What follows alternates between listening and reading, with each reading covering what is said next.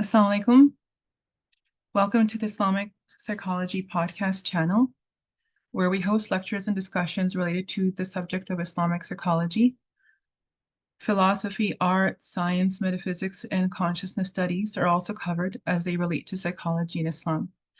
Today we are hosting Dr. Muhammad Faruque, who kindly accepted the invitation to discuss spiritual alchemy, Islamic psychology, and consciousness. Thank you, Dr. Faruque. We're honored to have you. Dr. Faruque is Inayat Malik Associate Professor at the University of Cincinnati and author of the book Sculpting the Self, Islam, Selfhood, and Human Flourishing, as well as the Renovatio journal articles, the Journal of Zaytuna College, We Are Not Our Brains, and AI versus Human Consciousness. After the lecture, there will be an opportunity to have questions answered. Please note this lecture is being recorded. Put your questions in the chat room or raise your hand after the talk. Time permitting, we will attend to as many questions as possible. The talk will approximately last 40 minutes, and the remainder of the hour will be spent on questions.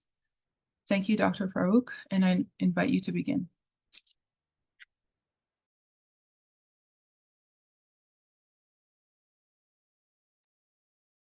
Thank you for Ms. Fauziya, for kindly inviting me to give this talk on Islamic psychology, spiritual alchemy, and consciousness. These are all interrelated topics, but they are really deep topics. They're substantial. So this is going to be a sort of introductory lecture, and I feel like it'd be best if I use slides. So I did prepare some slides for this talk. So let me try to put the slides on the screen now.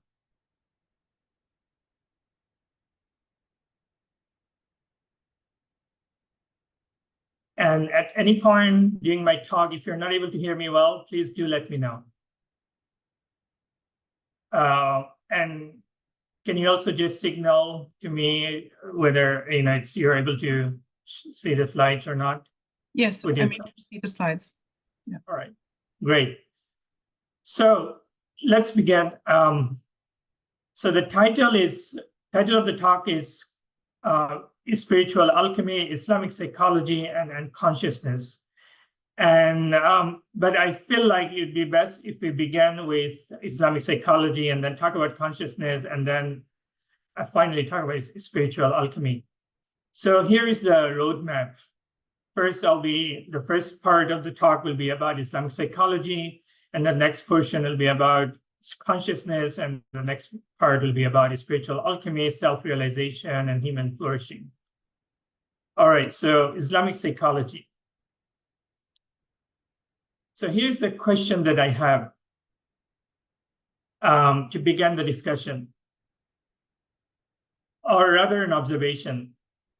What kind of psychology you'd like to have really depends on how you answer the question, what is human nature and what is the self?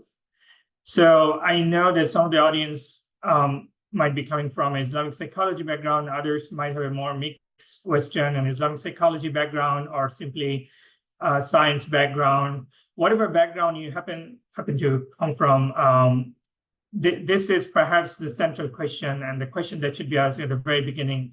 And just by contemplating this question, we should be able to kind of learn some useful stuff about the nature of Islamic psychology and also its difference with Western psychology.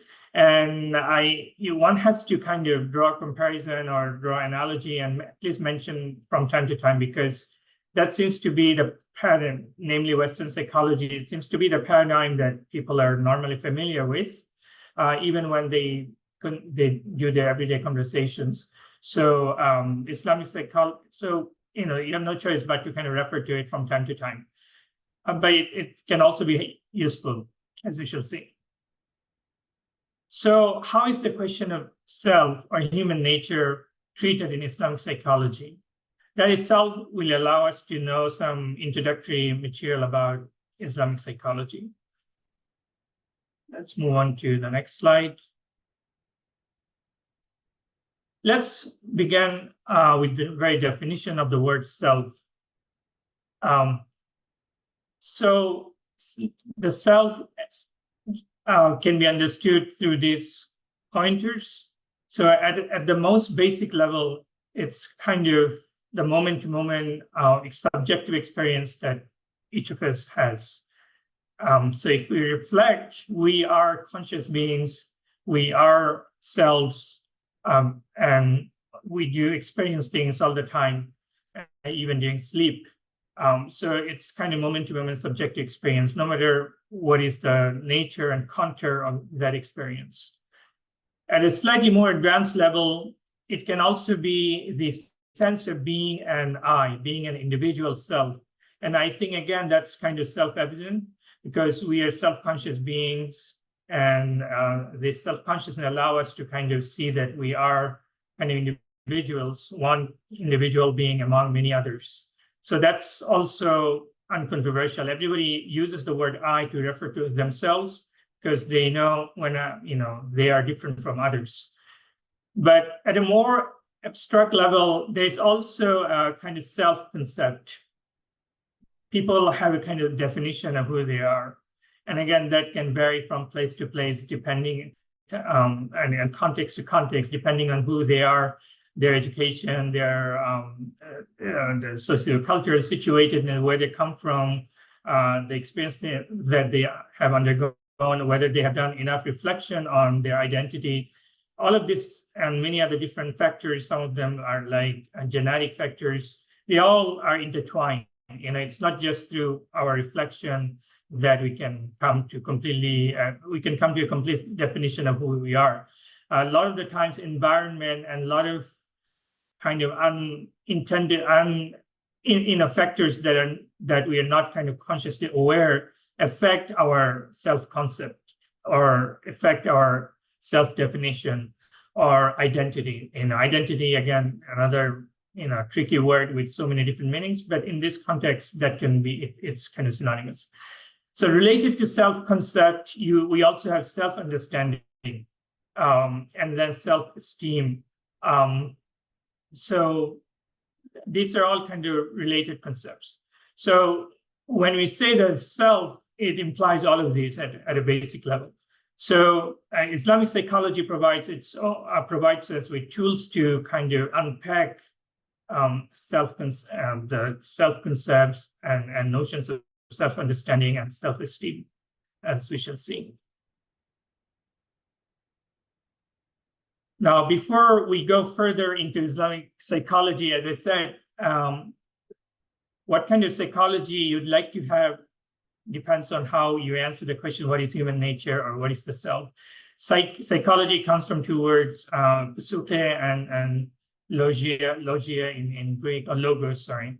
Psyche means literally the soul or self, and logos is the kind of counterfeit, the study of it. So another way to talk about the psyche or psyche in Greek is the word self. They're not exactly synonymous. But the self is understood differently in different paradigms. So as I said, in modern psychology, we have different understandings of who we are. Human, and the definition of human nature is also understood differently. So there are some features that we can perhaps talk about at a basic level, and then we can kind of see when we think of Islamic psychology, how that is kind of different. So in contrast to the way we explain the self in modern psychology, where there's a kind of reduction of human nature to instincts, so usually no spiritual dimension. And again, this is an introductory lecture, so I have to be mindful of the complexities. So within modern psychology, there are different strands, different currents of thought. There's Freudian psychology, there's Jungian psychology, there is psychology inflected by neuroscience, and there is kind of empirical psychology. There are also all sorts of ways. So yeah, it's a kind of, it's still, generalization, but it's an introductory lecture. I can't just go into the deep depth. But usually, especially with reference to Freudian psychology and also in general, there is a tendency to reduce human nature, the question of the self, to the environment or to instincts. So the self is merely the product of its environment, of various factors that make up the environment, including genetic factors, family, education, and many other factors. And so that's the kind of way we try to explain the self. And as we shall see, that's not necessarily the way Islamic psychologists would define the self. And then referring to Freudian psychology in particular, sexuality becomes the kind of main driver of human behavior and identity. We talk about the Oedipus complex and all sorts of things people experience when they're younger, and then how those kind of experiences, especially repression, repressive feelings, kind of determine a lot of the things they're going to experience later. Again, in particular reference to Freudian psychology. So that's but even a lot of modern psychologists, even though they are not Freudians, they are influenced by some of these things. So it's still worth mentioning some of these things. And then when it comes to more scientific, positivistic understanding of the self, actually, some people deny the fact that there is such a thing as the self or as soul, because for them, coming from a rather neuroscience, hyper-empirical background, these are all kind of folkloric notions. They belong to what some people would call folk psychology. Folk psychology in the sense that we use these terms such as self, soul in everyday speech, but they don't have any meaning in a proper scientific context. That's why the word soul, for example, does not appear in scientific context.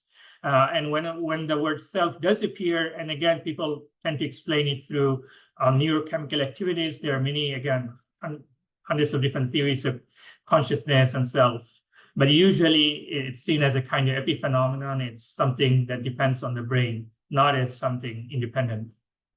And so related to that, soul or self is replaced by mind. So that word does appear because you have to deal with mental health issues all the time. But then the mind itself arises out of neuronal activity of the brain.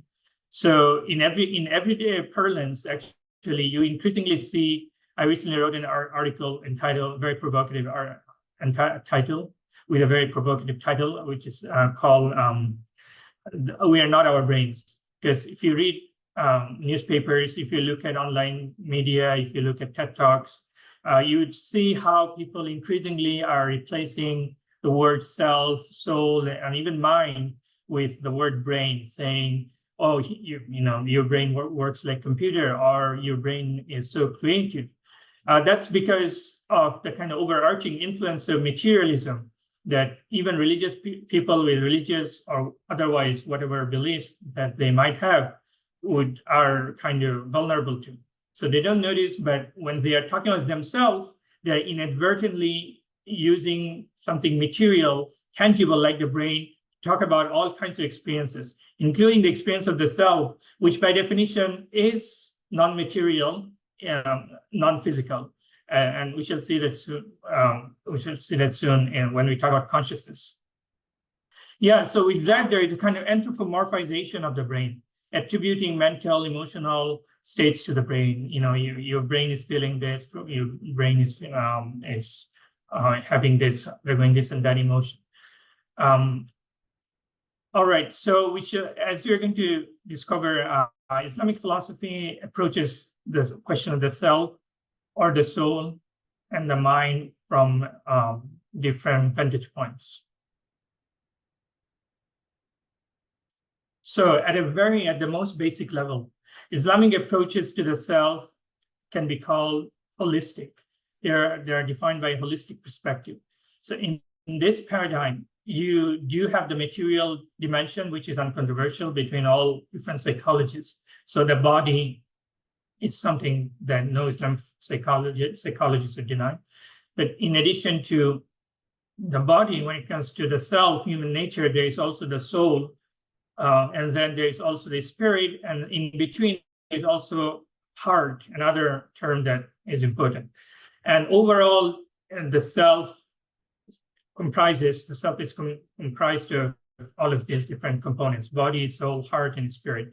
The word heart has many different meanings, but principally it's related to our emotions, but it can also have cognitive functions. It's the center of our cognitive activity. at a slightly advanced level, Islamic self can be understood as both anthropocentric and anthropocosmic. So what is anthropocosmic and what is anthropocentric? So anthropos is the word for human being. It's a Greek word. And cosmos means the cosmos, the world, universe. So normally we live in a world which is defined by what some people would say the Cartesian framework, Cartesian dualism of mind and matter. So we tend to see the mind or the self as something completely different from the world out there, because nobody has, only us, according to Descartes, the French philosopher, possess kind of consciousness. We are the beings who possess consciousness, thinking. The rest of the world is kind of inert. Today, it's more complex. It's hard to find dualists, but it's still we tend to draw a line. But in the Islamic perspective, cosmos and self are not two separate realities, but rather the two sides of the same coin that was minted in the image of God. So here you can see how Islamic psychology also draws from the Quran. So there's a very famous verse in the Quran that begins, Bismillah. It says, "Sanurihim ayatina fil afaq wa fi anfusihim hatta yatabayyana lahum annahu." If I translate it roughly, it would be the following: we shall show them, Sanurihim. God is saying, we shall show them our signs, ayatina fil afaq, on the horizons as well as in their soul. So basing on this very key verse, Islamic philosophers, psychologists have developed this idea of anthropocosmic self, meaning ultimately, and it's going to be complex, ultimately there's a deep connection between everything. Everything is kind of embedded in everything else.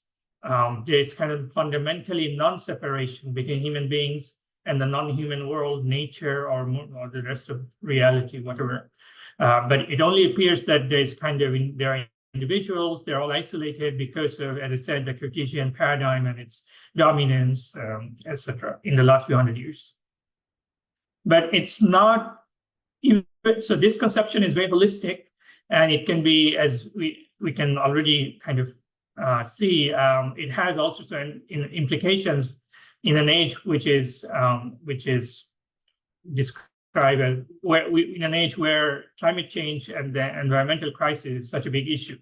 So the interconnected of all beings is such a crucial paradigm that people would feel is needed. But in addition to being anthropocosmic, it's also anthropocentric. It does not deny the individuality of the person. So in Islamic psychology as a whole, there is much emphasis on self-knowledge, self-cultivation, self-transformation, and also self-transcendence, overcoming the ego and self-centeredness, those things. So it's both anthropocentric and also anthropocosmic. And then another feature of the self is called the fitra, with which we might be with some of us might be familiar. It's a key term from the Quran, and many people, if we happen to come from an Islamic background, you're familiar with that word. It means primordial nature, innate. Again, literal translations in the Quran are kind of primordial nature, or simply nature is one of the kind of more common translation, but there are other translations.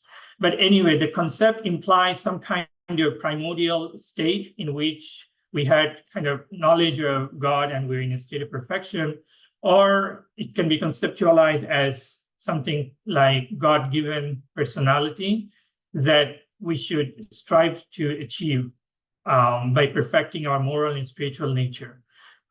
So from that perspective, it's actually normative. It's not a kind of given. It's given in a way that everybody, according to one hadith, everybody is born on the imprint of the fitra, but then through environment and other factors, they develop their own individual identity, personality. But fitra is the kind of ideal self. It's like if we are talking, it's like talking about self-realization. If we're familiar with Maslow, and those people, like in positive psychology, we always talk about self-realization, something like a goal that one should achieve. So Fitra is, in a way, it's not exactly like that. It's because it's there at the very beginning, but people kind of lose it. But then it's something that it's an ideal that we should try to achieve. So it is deeply related to the concept of the heart, the qalb or heart.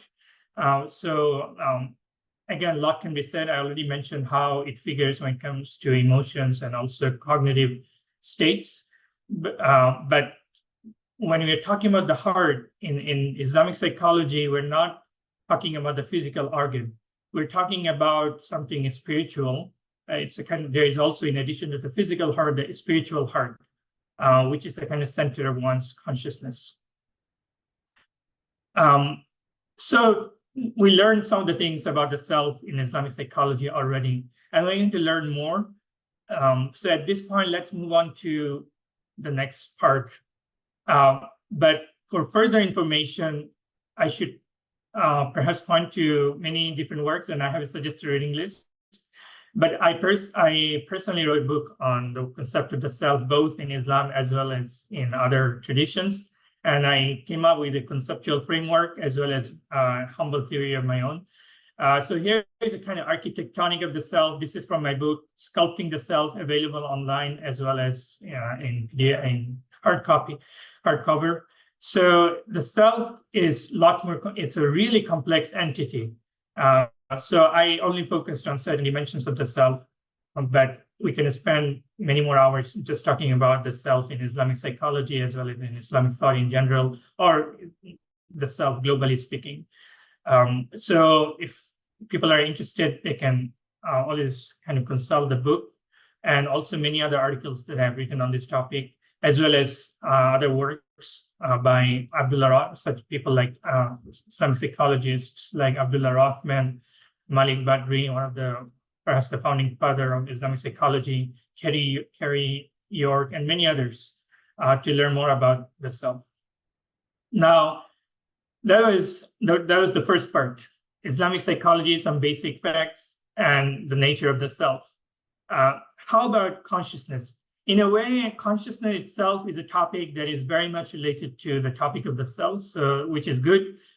So we can see how these discussions are all interrelated. So here again, first of all, I should note that some of these diagrams are my own. So unfortunately, Islamic psychology is still a developing field.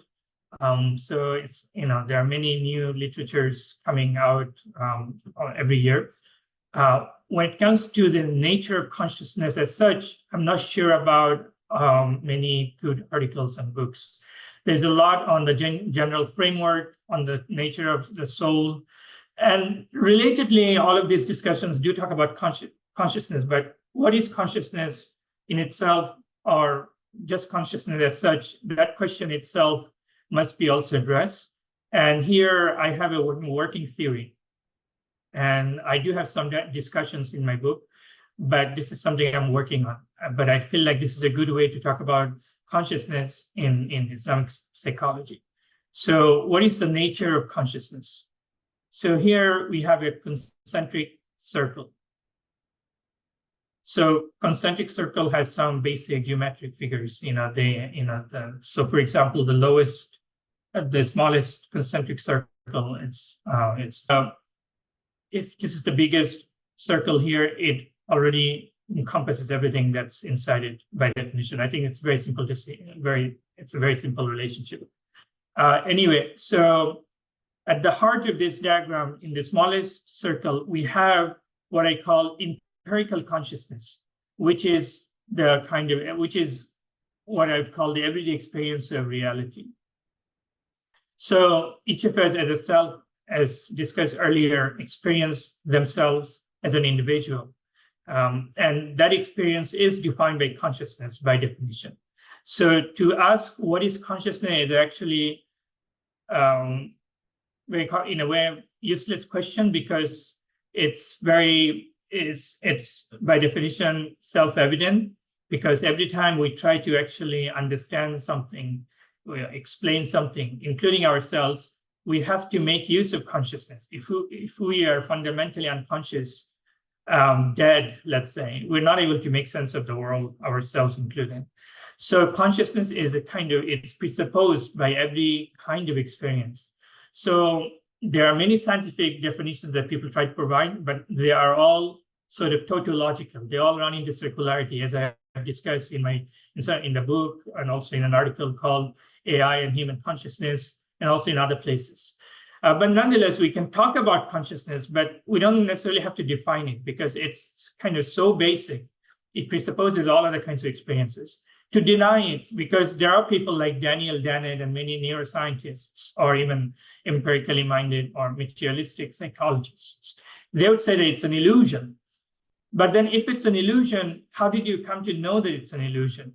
To even understand it, to even explain it or explain away that, in fact, one of the book written by Dennett is called Consciousness Explained. Some people say it's actually not explaining, it's explaining away what is consciousness.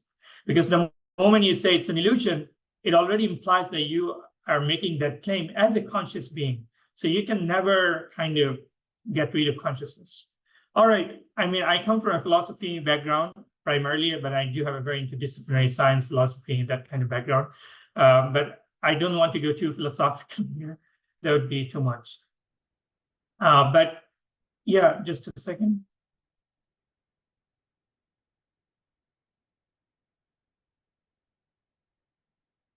Yeah, so we have empirical consciousness and everyday experience of reality. But then we have other circles. So in the next circle, we have what I call unconscious drives, impulses, hidden memory, and dreams. So our experience is not defined by simply the everyday reality. It's not simply defined by our ego. So again, nobody would deny that the ego is conscious. But then the ego is, so this is a very important point. And here, if we understand this particular point, we can come to grasp a lot of the kind of fundamental differences between Islamic psychology and let's say modern psychology. So the ego is the form of that would be the right word. It is the form of individual consciousness. It's not its luminous center. So what do I mean by this? So our consciousness takes it consists of different experiences, and overall, through those experiences, we can come to a kind of formal understanding of who we are and some basic self-concept, as I discussed. But then that does not represent the totality of all the experiences that we might have, or it may not also define the deepest reality of consciousness as such. So that's why the ego is the form of the individual consciousness, but it's not its luminous source. So this point will be made clearer as we go further.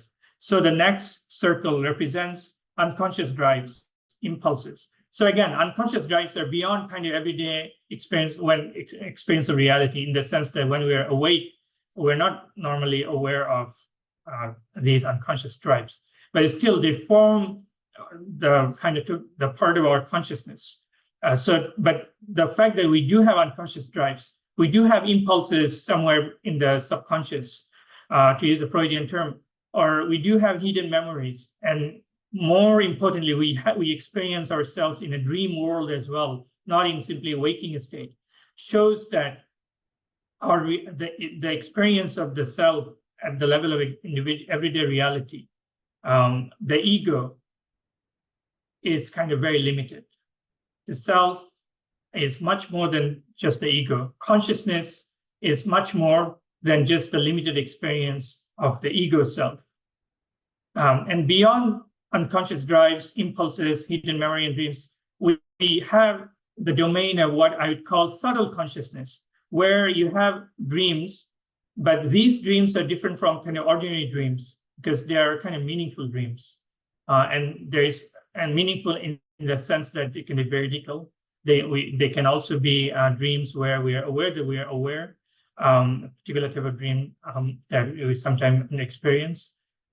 So those dreams are different from the everyday experience, which are kind of residual, which depend on our kind of everyday experiences, conscious, unconscious. And then beyond that, we have what I call absolute consciousness, which is really the source of both the individual consciousness and consciousness everywhere in the cosmos. So up to this point, there might be a lot of questions already.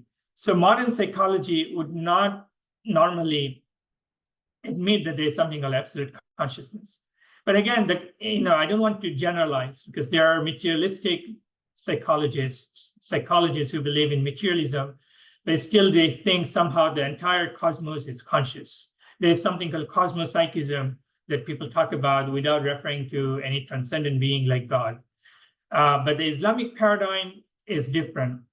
There is certainly absolute consciousness. That's why the arrows are projected outward to show its kind of boundlessness. So that is the kind of source of both individual consciousness as well as consciousness in the cosmos. That's why earlier I talked about the self in terms of the anthropocosmic self. The self and cosmos are two sides of the same coin. They are actually kind of mirror images of each other. Everything is kind of reflecting everything else.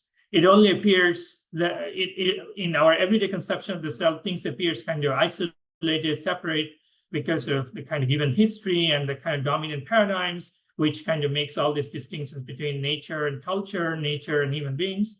That's why it appears as though when it comes to the universe, only human beings are conscious. Everything else is kind of non-conscious. But gradually, many people are coming around this idea. But in the Islamic paradigm, and this will be even clearer as we get to the alchemy part, there is actually the fact that individuals are able to have conscious experiences because there is absolute consciousness, which is boundless and infinite and absolute, meaning without any restrictions. So normally in religious language, people say God, but God is a kind of limited term from the perspective of absolute consciousness. And again, there are also some metaphysical arguments I'm not going to get into right now. So this is how the nature of consciousness can be explained. We can kind of flip this picture over and kind of think that everything is kind of mental projections, including whatever you're calling as dreams, hidden consciousnesses, hidden memory, whatever. Someone like Carl Jung would use the idea about the unconscious and in archetypes to explain this kind of, let's say, alchemical dreams and alchemical experiences. So, but there is a major disagreement from that perspective and the perspective that I'm proposing here. From a sort of Jungian or modern subjectivist perspective, it will appear as though, all of this talk of the grand theme of, absolute consciousness, it's actually sort of mental projection.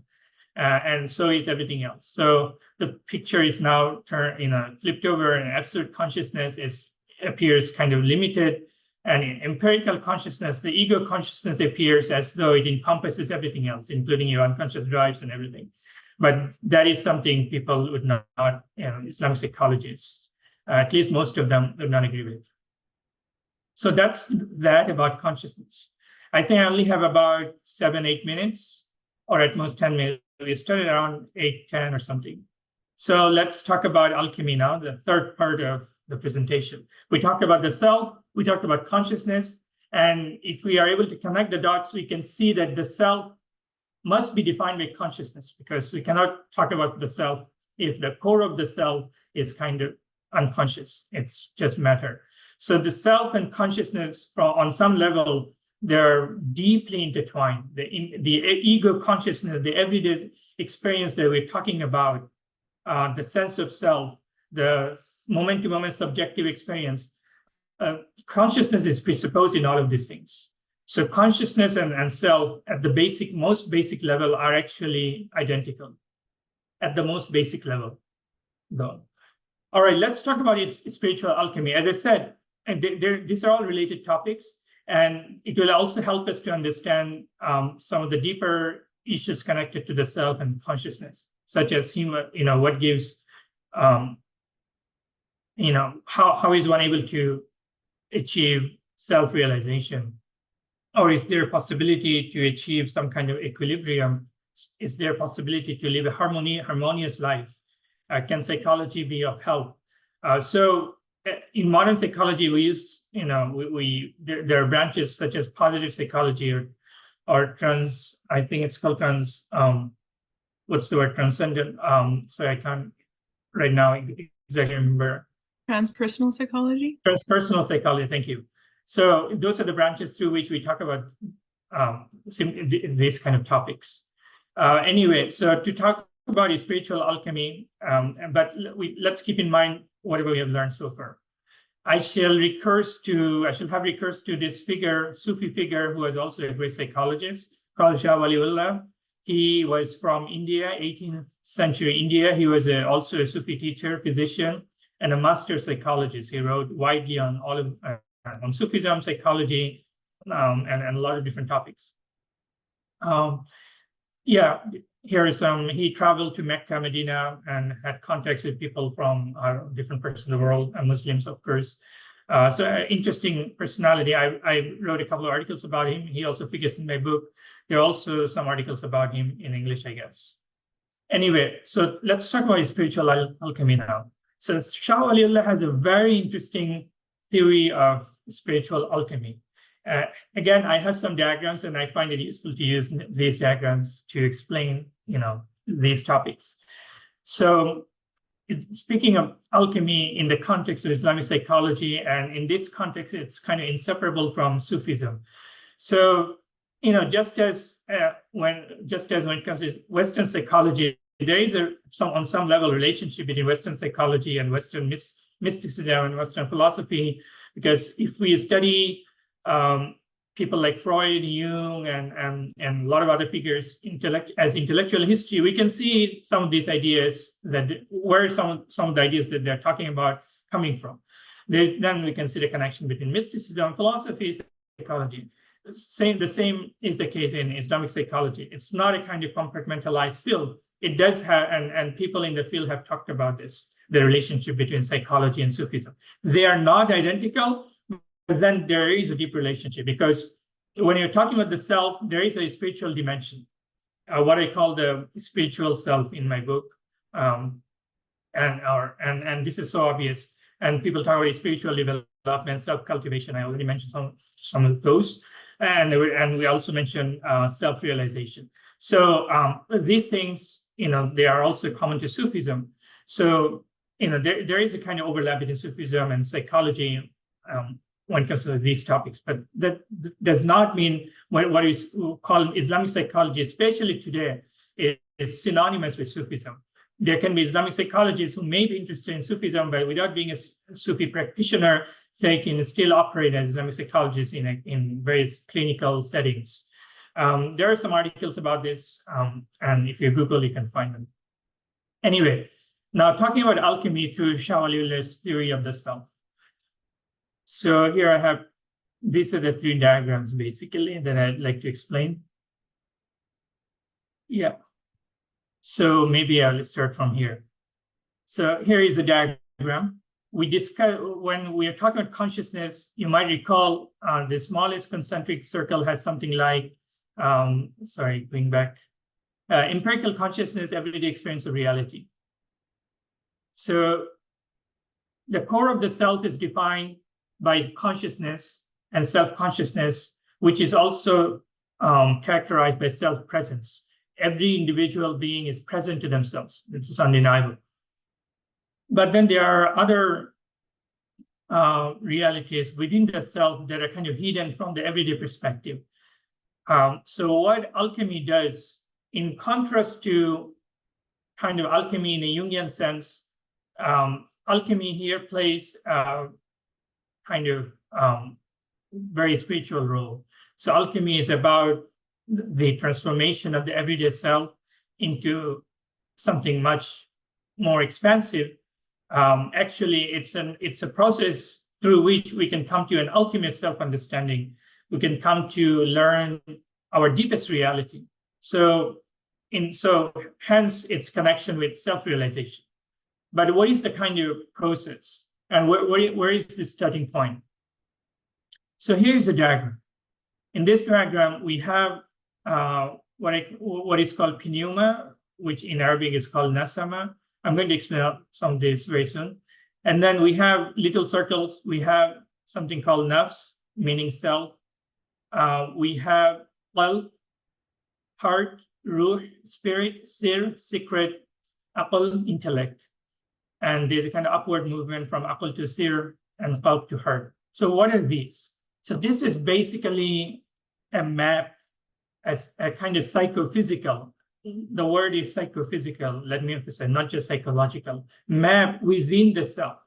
So another way to kind of conceptualize this would be to draw an analogy with the chakra system, because this is more familiar, so I thought I'll draw this analogy. So many of us are familiar, we have heard the term chakras in yoga, in Hindu thought in general. So we know that there are 7 chakras, so this is kind of plain. There is the crown chakra, and then there is the third eye chakra, throat, heart, solar, sacral, and all going to the sacral kind of root of root chakra. So similarly, Sufis are also talking about those kind of psychophysical points within the body and the self and the soul. It's inseparable, body and soul at that level. That's why it's psychophysical. And they're claiming that through spiritual practices and self-cultivation, there is a possibility to realize these chakras. Some of these chakras are some of these pneuma. So pneuma, let's for now assume, is equivalent to chakra, but there are other words to talk about, like alchemy and Sufism. So for now, the word is pneuma, and it's consisted of nafs, qalb, ruh, sir, and aql. So nafs is the self. So literally, nafs means self or soul. So it is the word through which we talk about psychology in Islam. It's also the word that goes back to the Quran. The Quran talks about different kinds of nafs. But in this context, in the spiritual alchemical context, nafs is not understood as a self. The self, with all sorts of dimensions, all sorts of stuff, spiritual dimensions, physical dimension. So that's the kind of global reality of the self, if I can use such a term. But here, nafs is not that. It's simply one component of the pneuma system, it's called the branches of, let's say it's understood to be one of the components of spiritual alchemy within Sufism. So nafs here still has some similarity with the idea of the self, in the sense that nafs, in the way Shah Waliullah is talking, it connotes everyday reality. It points to everyday experiences of emotions, mental states. So from that perspective, but he is defining it as a chakra, as one of the pneumas, or as a branch of the pneuma, because of its intertwining relationships with other branches of alchemy. So there is nafs to which everybody has access by the very fact that they're human. There's also qalb to which most people have access. Again, aql too. It's the kind of intellectual, rational faculty. So in other contexts, they have their own kind of usage. Here, it's kind of, it has to be understood in an alchemical sense, because we're talking about something transformational. So nafs, qalb, and aql are not difficult to understand, because they're within the kind of reach of most people. But then there's move from aql to sir, literally secret. And again, these words go back to the Quran. Spirit, ruh. So to kind of have a deeper psychological and psychophysical understanding of who we are, how different energy points. One of the ways to kind of think about alchemy, chakra, nasama, is to think about the word energy point or subtle consciousness. There are many ways people talk about this. So these are different centers within the body. When I say body, I do mean the body, but then this body is the alchemical body. So again, if we're familiar with yoga, we know there are different layers of body. It's, in a way, it's kind of similar. It's not totally it's also not completely mental, like imagination, and that depends on one's imagination, because they are talking about these realities which they would call empirical, in the sense that through self-cultivation, one can literally experience these centers. So they are not a matter of belief. But let's explain further. I know it's not still clear. So another word to talk about alchemy is the word lataif. Comes from lataif is the plural in Arabic. Its singular is latif. So lataif is also kind of similar to pneuma or nasama or chakra, prana, breath in Hinduism, yoga philosophy, or something like qi in Chinese thought. They're all kind of interrelated. So lataif literally means something subtle. But in this context, it's understood to be subtle point of energy or subtle consciousness. So they are like, if we're familiar with prana in yoga or qi in Chinese thought, it's not very difficult to understand. So let's again draw an analogy with qi, for example, in Chinese thought. So qi in Chinese thought it refers to something psychophysical power or energy associated with breathing, and also at the physiological level with the circulation of blood, but it's also something that fills the space between heaven and earth. So when Shah Waliullah is talking about lataif and different lataif, the interconnection between them, it's kind of very similar. Earlier, I talked about pneuma. Let's say they're also called lataif. Pneumas are, let's say, lataif. The word pneuma has a scientific connotation, and just like the Chinese interpretation, like it's related to physiological processes, Shah Waliullah, they make use of kind of non-modern Islamic physics to explain some of these processes, because it's psychophysiological. It's not just physical, or it's not just psychological. Anyway, lataif is a more correct terminology to talk about alchemy in Sufism. And so you can reinterpret this diagram through the word lataif instead of pneuma. So these are all the examples of microcosmic lataif. Why? Because they reside within the human being, within the microcosm.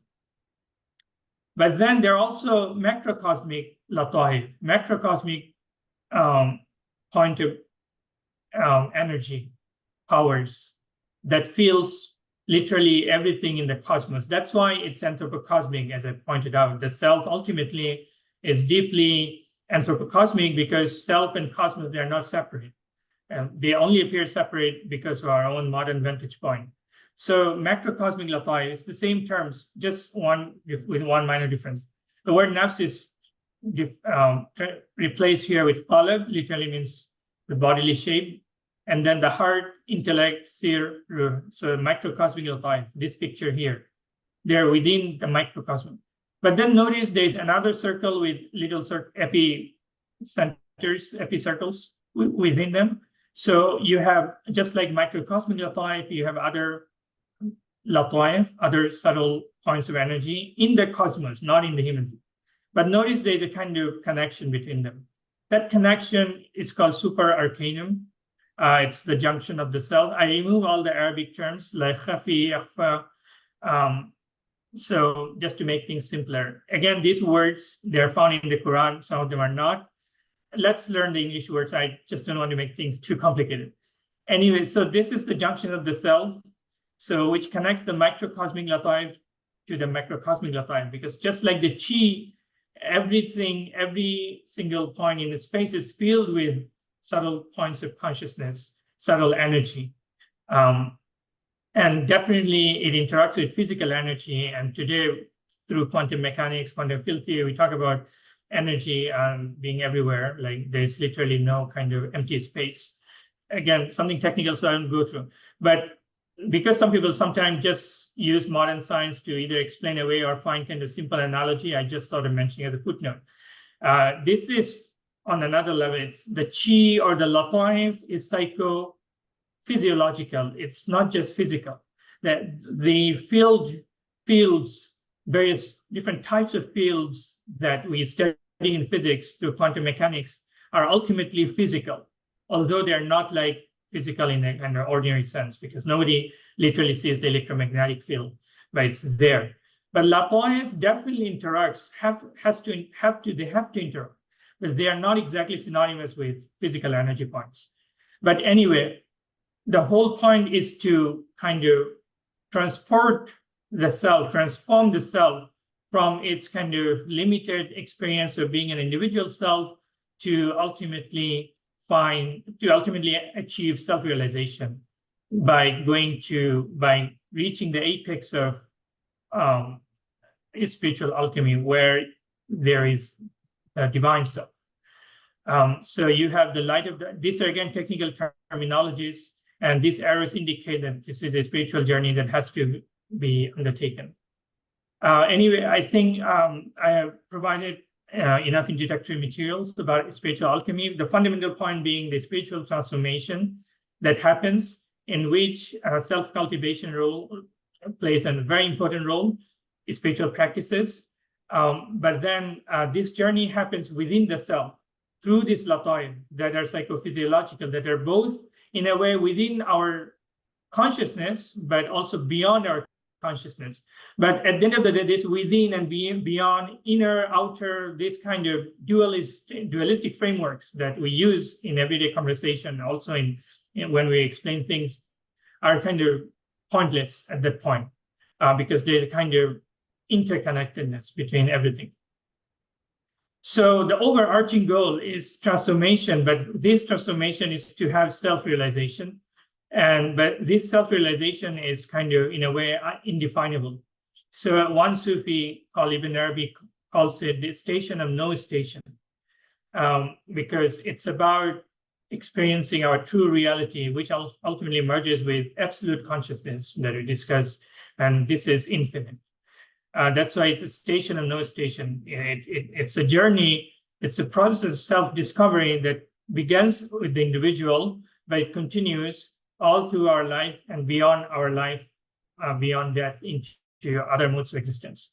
But on this plane of existence, we can still mention things like expanding the nature of the self, nature of the kind of limited conception of the ego. So trying to develop something like cosmic awareness, moving from a very limited conception of the self to a kind of more expanding notion of awareness that encompasses family, community, the world, and ultimately beyond. So ultimately, you can see this is deeply connected to the question of being a human. Spiritual alchemy is spiritual because it involves a spiritual process, self-cultivation practices, and the spiritual realities that are not kind of within the purview of our everyday experience. But at the same time, it's deeply moral and kind of spiritual. It's related to the question of human flourishing, being human in the ultimate sense of the term. So being human in this picture, it goes way beyond attaining some kind of limited professional goal or some kind of limited career success, because it's about opening oneself up to the ever-expanding networks of relationships. So to do that, obviously, one has to transcend, egoism, nepotism, ethnocentrism, chauvinistic nationalism, all of those things that, that are obviously, everybody would know they are not good, even when people, unintentionally are egoistic, or what they're doing is nepotism. So one has to so that's why there is also talk of purification. So at the core of all of this is the idea of purification, transcending self-centeredness, transcending egoism, transcending the propensity to define the self through kind of an individualistic frame, which is not denied because we are individuals, but at the end of the day, within this individual reality lies the secrets of alchemy that leads to the divine self. So that's the kind of goal. All right, to summarize, so discourses on spiritual alchemy, Islamic psychology, and consciousness ultimately converge on the question of self-discovery through self-cultivation. And because it's about perfecting oneself, purifying oneself, transcending egoism, those things, It's also about achieving harmony, equilibrium, attaining the anthropocosmic self. At the level of the anthropocosmos, there is supposed to be harmony between the self and the cosmos, because it transcends that dualism of nature and human beings. At worst, this dualism leads to kind of exploitative mentality where we see everything else simply as resource. And that leads to climate change issues and led to actually in the last few hundred years. So it's a whole different issue, but we can see its importance. Why it's so important to kind of have this kind of self-understanding. So it is definitely related to also, by definition, the question of inner peace and equilibrium, because by transcending everything that kind of limits the self, we're able to achieve the deepest center, ultimately, which is identical to the divine self, which by definition is defined by peace and equilibrium. But it's a process of it's like a never-ending discovery. It's one thing to talk about these kind of highfalutin goals, and quite another to really actualize. There are a few other things I would mention, like the role of psychotherapy and stuff when things go wrong within this picture, like things go wrong with self and mental health issues. But I can take those things during the Q&A. All right, I'll end here. Thank you. Thank you. Suggested reading, sorry, here. Maybe I'll few seconds. These are some of the suggested readings. Yeah. Thank you so much, Jazakallah khair. Is the book, what book would you recommend by Shah Waliullah? You mentioned Shah Waliullah's, is that in Sculpting the Self? Yeah, so there are some translations of some of Shah Waliullah's books, but unfortunately, they're not very good. So my humble book actually does have a lot of material, as well as a few other very long articles. And all the materials are available on my academia page or on my website. So I provide a lot of translations from his works pertaining to the self and consciousness and alchemy and all of these diagrams, actually. All right, inshallah. If there's any questions, please go ahead and raise your hand or put it into the chat box and I'll read it out. While we're waiting, I was curious to know, like in psychotherapy or in therapy sessions, often clients come with crises. And how can we describe, like, what is the nature of the crises? If you could. Sure. Yeah. So let me pull up the diagram.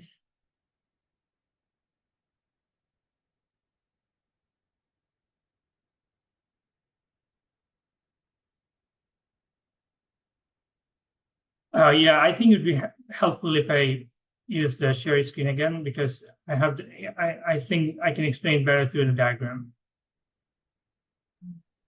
Sure, you can go ahead and do the share screen again. So often, like, clients will come up with some kind of a problem. They'll have anxiety or some other conflict. So is it possible for you to, is the share tab working for you? Just a second. Okay.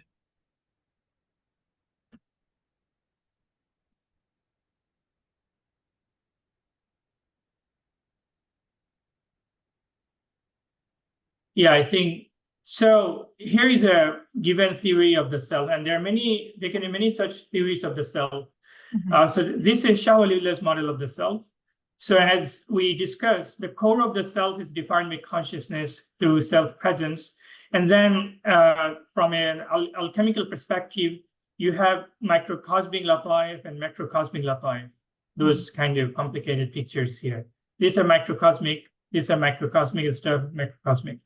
And some of them are easy to understand, like perception, agency, desire, emotions, passions, and stuff. And then you have this upward direction, pointer going all the way to absolute selfhood and divine self. So this picture it's kind of normative. It's pointing to, like, it's asking us what we should be doing. But then, as you pointed out, there are crises. So what happened? What are we supposed to do? And that's where actually Islamic psychotherapy, psychology, kind of becomes very useful. So between the divine self and the nafs, so nafs is really a key term. So in the Quran, it's normally explained in a moral sense, like nafsul ammara, something that corrupts the soul, incites evil deeds. But nafs also can be understood as a behavioral inclinations, drives, instincts, impulses. So the word has, multiple usage. So between the nafs, between our everyday self, between the ego and the divine self, there is sometimes intervention in the form of therapy. So this picture only works if everything is going well and a person, let's say, has realized perfectly well what they're supposed to be doing in life. They're supposed to have self-realization, self-actualization in God. They're supposed to achieve inner peace and equilibrium. They're supposed to purify themselves with all kind of egoistic characteristics. So they're supposed to overcome self-centeredness. But in reality, that does not happen. People experience depression. People experience loss. People, all sorts of things. So between the divine self and nafs, there can be different therapies. Islamic that's where Islamic psychotherapy comes in. Therapies in the form of, let's say, training, educational program, and also psychological treatments. So when it comes to, so this is more like psychiatry. So we have in contemporary setting, we have CBT, cognitive behavioral therapy. We have therapies that are influenced by neuroscience paradigm. We have kind of psychoanalysis. We have behavioral psychology. So Islamic psychotherapy shares sometimes certain things with each of these things. It does not deny that sometimes things can go wrong at the physical level. It does not deny the role of kind of thinking at the level of kind of everyday awareness. It also does not deny the subconscious completely. So we also have to remember this Islamic psychology is a developing field. So there are some good work by Abdullah Rothman and others on Islamic psychotherapy, like what we are supposed to do. So you're supposed to meet a psychiatrist. And there are certain models. One model that was influenced by kind of Freudian iceberg model shows how well you have your nafs, your kind of everyday conception of the self, and then you have a deeper understanding of yourself through your aql, and you have emotional faculties. But then sometimes there can be cognitive blockage. There can be illusions about yourself, or there can be psychological barriers. So those blockages have to be cleaned up. And that's when a psychotherapist is needed. And they make use of different paradigms, different techniques in various clinical settings to kind of cure that person, depending on the level of the problem, intensity of the problem. Thank you, Jazakallah khair. We're almost running out of time, but just one more question about the difference between the mind and the aql. Like often we hear, you mentioned that the heart is the center of cognition. And oftentimes, you mentioned in your article, we are not our brains. So where is the mind then? And where is the aql, and where are cognitions arising from? Right. So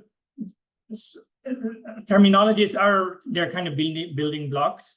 So just as in modern psychology, just as in modern philosophy as well, when it comes to words such as self, consciousness, ego, subconscious, all of these words have multiple usage. Person, another word. Similarly, in Islamic thought as well, Islamic psychology is included. When it comes to words like nafs, literally meaning self and soul, aql, literally meaning rational faculty, intelligence, or qalb, literally meaning heart, they have multiple meanings, usage. And this has been going on for the last 100 years. So I have written, and other people have also written, how Sufis themselves, or psychologists themselves, like Ghazali and others, were complaining about kind of conflicting meanings when it comes to these terminologies. So I have a lot of material on this. Especially, I recommend the article, or there are a few places where I talk about these things in relation to Ghazali. So the more we can come to see the different usage of these terms, the more we'll learn about them. having said all of this, because you can easily spend the next hour talking about just the difference between nafs and aql in psychology, in philosophy, in Sufism, etc. But the basic difference would be this. It was between nafs and aql, right? It was between like the words, yeah, like aql Nafs, aql, and qalb, or nafs? Aql and qalb. Yeah, nafs is the kind of the ego, our Okay. behavior, our instincts, our drives. And oftentimes they are kind of negatives, but our behavior sometimes can be neutral.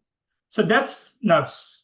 Aql is our rational faculty, reason, the faculty which helps us to do mathematics, which helps us to see that if A is equal to B, B is equal to C, then A must be equal to C.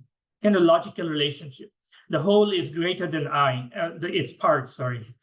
The whole of something must be, by logical definition, greater than the sum of its parts.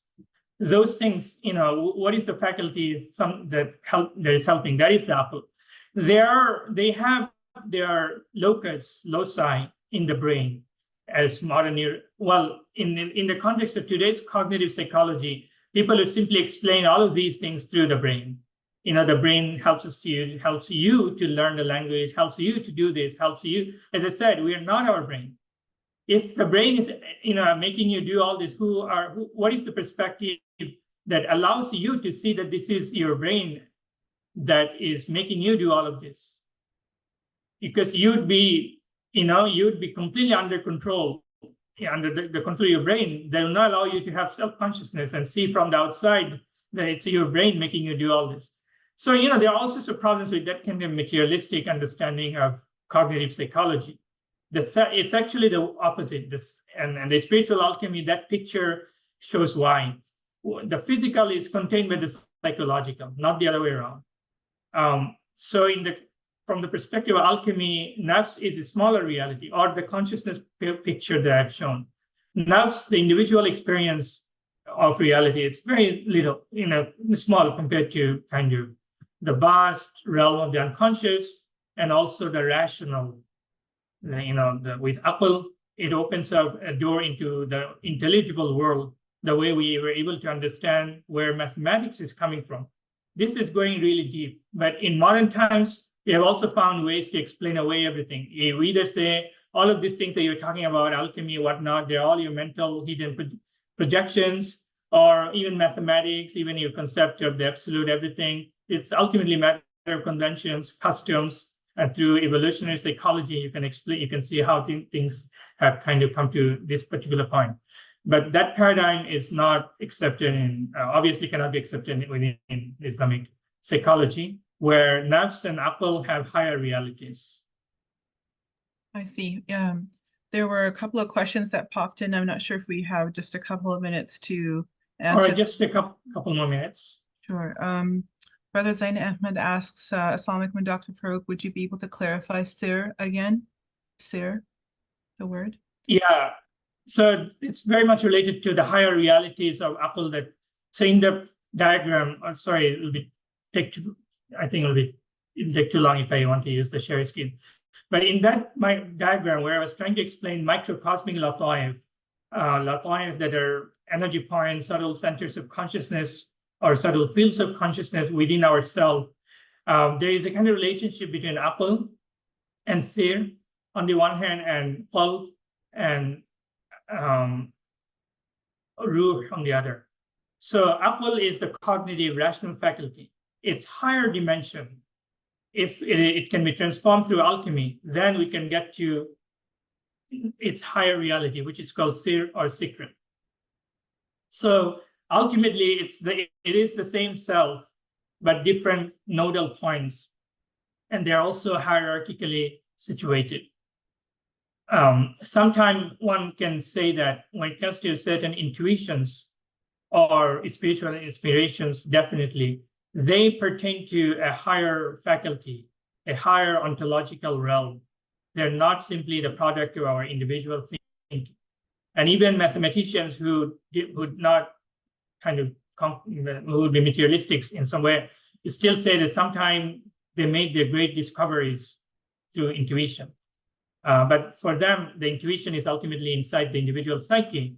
But for Islamic psychologists, it's beyond that, beyond the individual. Beyond the individual, but it still can be accessible to the individual. Okay, thank you for this.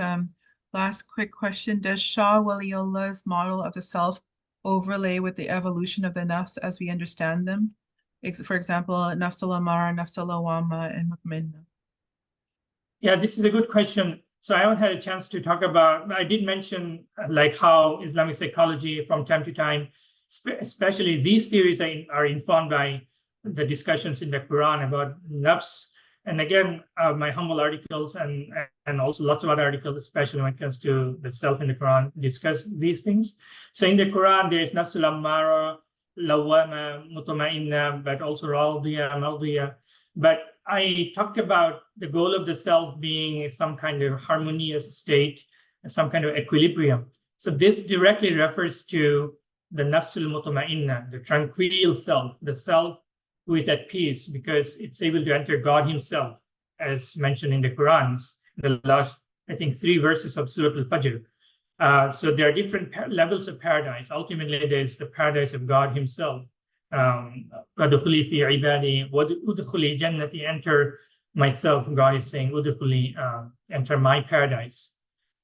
So this state of the self, which is kind of the goal, is characterized by inner peace, equilibrium, and tranquility, because it's the very it's a divine state.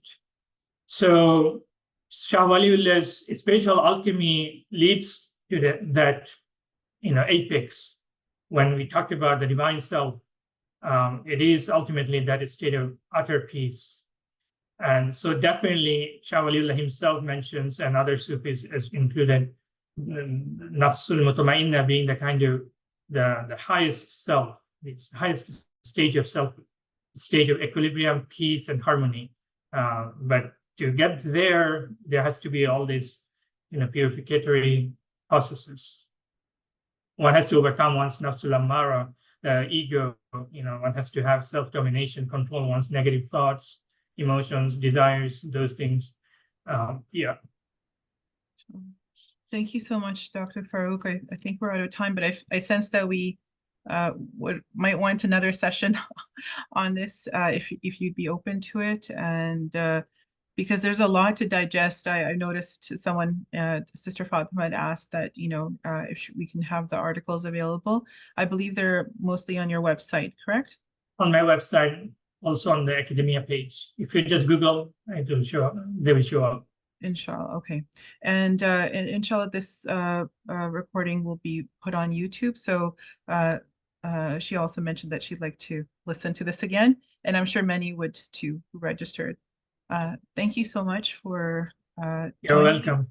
I'm really honored to have you and learned a lot. Jazakallah khair, and thank you for everyone who's attended. Well, yeah, thank you so much for having me. Assalamu alaikum. Alaikum salam.